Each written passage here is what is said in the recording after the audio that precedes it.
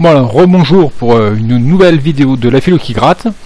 Et aujourd'hui j'ai décidé de vous parler de l'art et plus particulièrement de l'esthétique.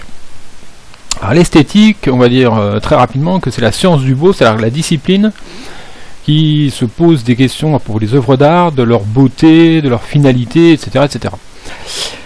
Or, je vais vous présenter très rapidement trois grandes figures de l'esthétique.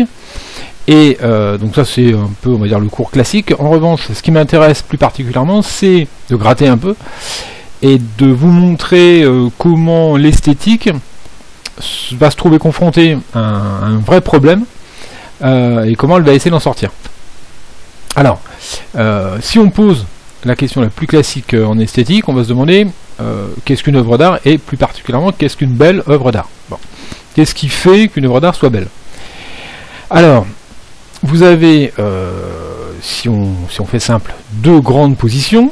Vous avez ceux qui disent que il y a des œuvres qui sont belles en elles-mêmes, c'est-à-dire que si on comprenait ce qui fait que ces œuvres sont belles, si on reproduisait ces facteurs, on obtiendrait de nouveau des œuvres belles.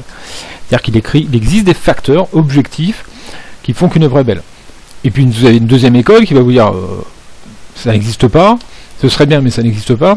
En réalité, la beauté se trouve dans l'œil de celui qui regarde le tableau ou dans l'oreille de celui qui entend une œuvre, c'est-à-dire qu'il n'y a pas de beauté dans les œuvres, ce sont les spectateurs qui considèrent qu'une œuvre est belle parce qu'elle leur plaît, etc., etc. Ce qui explique qu'un autre spectateur peut très bien dire que l'œuvre n'est pas belle, etc. Alors, ces deux positions, on les trouve finalement chronologiquement dans l'histoire de l'art. Vous avez pendant très très longtemps une idée de l'art comme de l'idée de la beauté comme objective, c'est-à-dire résidant dans les œuvres. Alors, qu'est-ce qui donne la beauté d'une œuvre?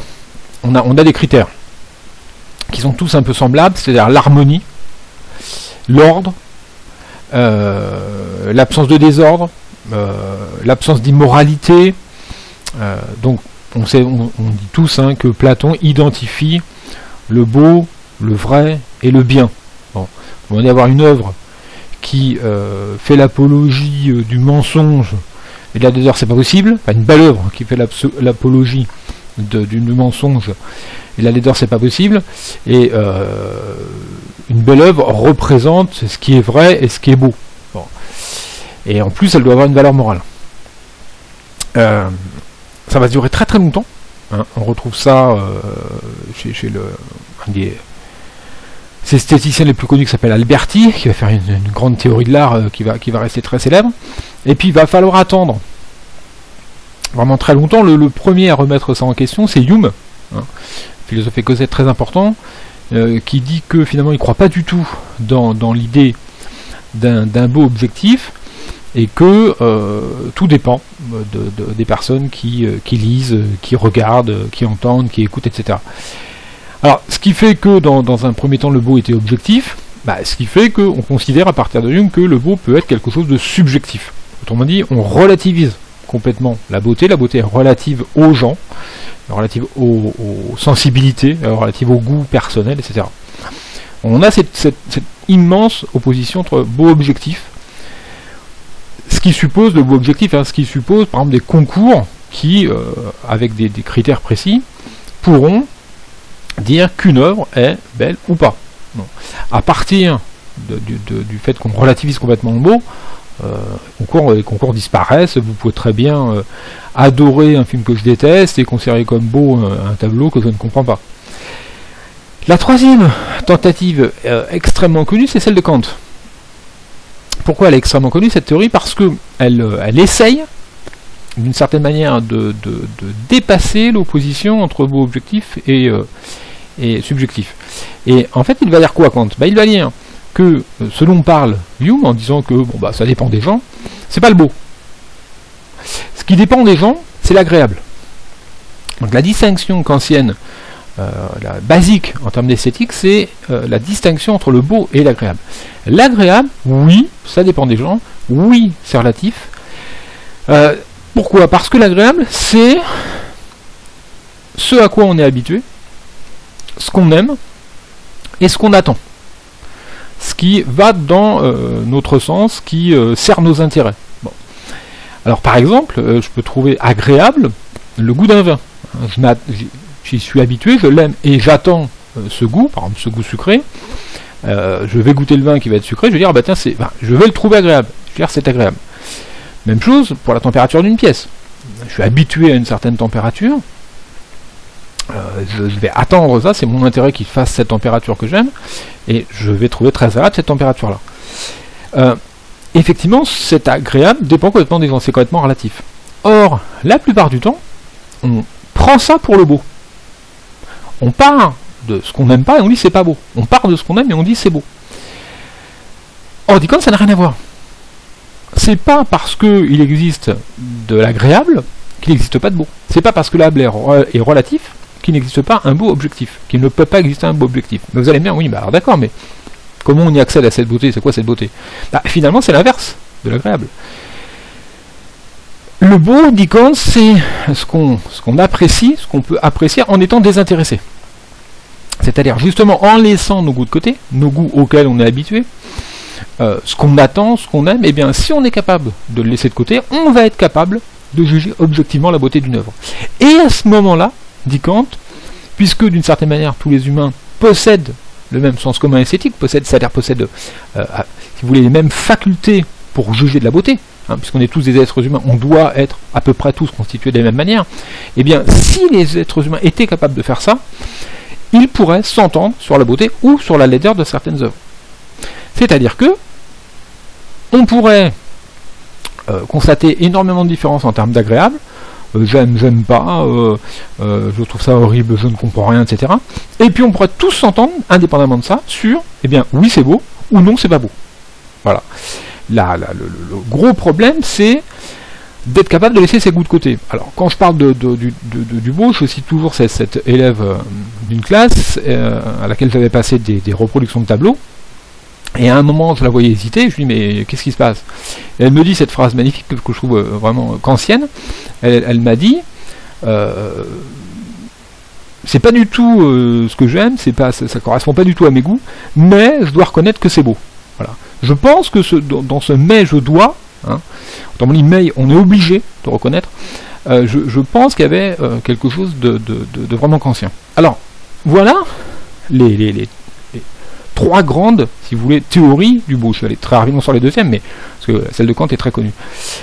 Alors, maintenant, je reviens sur Hume et Kant. Ce qui m'intéresse en grattant de PO, c'est que même Hume, qui dit que effectivement le beau c'est quelque chose de relatif, dit bon d'accord, mais il existe quand même des œuvres qui plaisent tout le temps.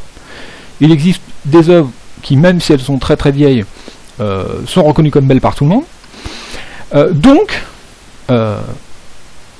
il doit exister quelque chose comme de la beauté, indépendamment des gens. Parce que si elle dépendait des gens, on n'aurait jamais le même goût exprimé dans l'Antiquité aujourd'hui. Les gens ne seraient pas d'accord pour reconnaître que les pyramides sont belles. Et il dit, eh bien effectivement, ce bon goût esthétique, il croit dans le bon goût esthétique, eh bien c'est celui des gens qui connaissent. Les gens qui connaissent peuvent peut-être un peu dépasser cette relativité des goûts et considérer qu'il y a des choses qui sont vraiment belles.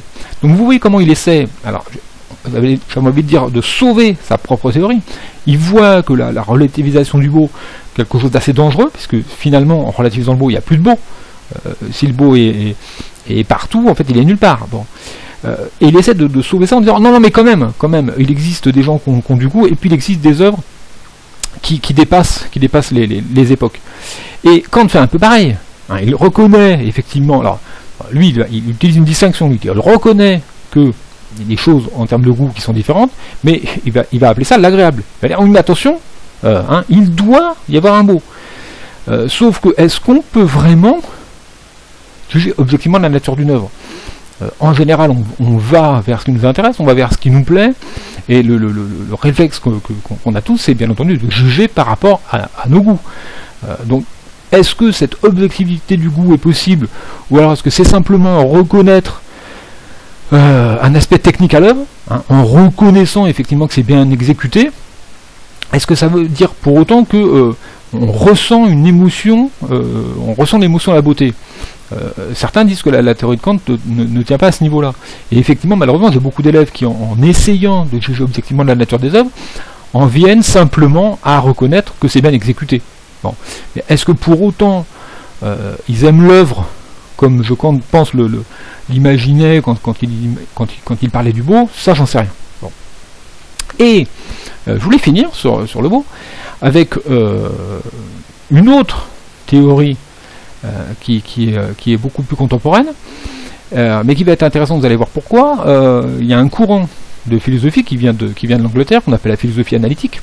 Et qu'est-ce que font les philosophes analytiques? Eux, ils disent, enfin certains disent, voilà, cette question du beau, en fait, elle n'a pas grand intérêt. Ce qui est intéressant, c'est le mot beau. Et au lieu d'essayer de voir ce qu'il y a dans une expérience esthétique qui me donne accès à la beauté de l'œuvre, etc., non, je vais m'intéresser à quand utilise-t-on le terme beau, hein, dans quelle situation on utilise le terme beau. Et certains vont dire que, en fait, les œuvres ne sont pas belles en elles-mêmes parce que lorsqu'elles ne sont pas, on va dire, mises en situation d'être jugées, lorsque les gens, si vous voulez, sont mis face à ces œuvres, et qu'ils ne pensent pas à utiliser le terme beau, ces œuvres, elles sont là, et elles ne sont pas du tout considérées comme belles. Bon, prenez un tableau de Van Gogh, mais à l'époque où il n'était pas reconnu, vous pouviez l'utiliser pour bloquer une porte. Hein. Et dans ce cas-là, personne n'aurait eu l'idée d'utiliser le terme beau pour parler de l'œuvre. Pourtant, l'œuvre, elle servait bien quelque chose. Mais elle ne servait pas à ce à quoi elle va servir quand on va dire que c'est beau. Bon, en revanche, mettez-la dans un musée, vous allez obligatoirement avoir des gens qui vont arriver devant elle, et ils vont être déterminés, vont être prédéterminés à la juger comme une belle œuvre ou une œuvre laide. Hein. C'est-à-dire à en parler en utilisant le terme beau ou pas. Pourquoi? Pour certains, parce qu'elle est mise dans une situation très particulière qui fait que nous viennent à l'esprit les termes de beau et de laid. Et ce qui est intéressant, c'est que vous avez un philosophe analytique qui s'appelle Danto. Et Danto, il est assez intéressant parce que il dit exactement ce que je vous ai dit. Il insiste sur les situations qui font qu'on est prédéterminé à utiliser le terme de beau. Et pourtant, il est très embêté parce qu'il dit il n'empêche que je crois quand même dans l'idée d'une essence du beau. Donc on est un peu là dans ce que je vous avais dit chez Hume et Kant. C'est-à-dire on a des personnes qui, d'une certaine manière, relativisent complètement l'idée du beau en disant que c'est complètement relatif aux situations et que une œuvre n'est pas belle en elle-même, mais elle peut être considérée comme belle si elle est mise dans une situation précise, dans un musée, si elle passe au cinéma, si on vous donne un livre relié, bon, vous allez tout de suite, mais attention, est-ce que là j'ai à faire un grand livre, un beau livre, etc. Bon. Et pourtant, il ne va pas au bout de sa démarche. Enfin, on a l'impression que quelque chose ripe, c'est-à-dire qu'il se dit, c'est pas possible. Hein, alors, il faut se demander pourquoi il se dit ça, ou pourquoi Hume et Kant se disaient déjà ça. Pourquoi on ne peut pas aller jusqu'à dire qu'il n'existe pas de beauté et que tout est une affaire de sensibilité. Ce qui est intéressant, c'est que même chez les philosophes analytiques, qui sont des gens un peu plus scientifiques que les autres, qu'on vient d'appeler plus scientifiques des problèmes, on retrouve cette difficulté à aller jusqu'au bout de la démarche et cette quasi-obligation à imaginer de nouveau qu'il doit être possible de parler de beauté. Voilà. Alors, je vous laisse imaginer pourquoi on aurait besoin absolument d'une beauté objective, pourquoi on aurait besoin d'une essence du beau, pourquoi on aurait besoin quand même, en dépit de tout ça, d'une définition universelle du beau, et pourquoi il est très difficile d'accepter le relativisme jusqu'au bout en matière d'esthétique. Voilà, c'est tout pour aujourd'hui. Au revoir, à la prochaine fois.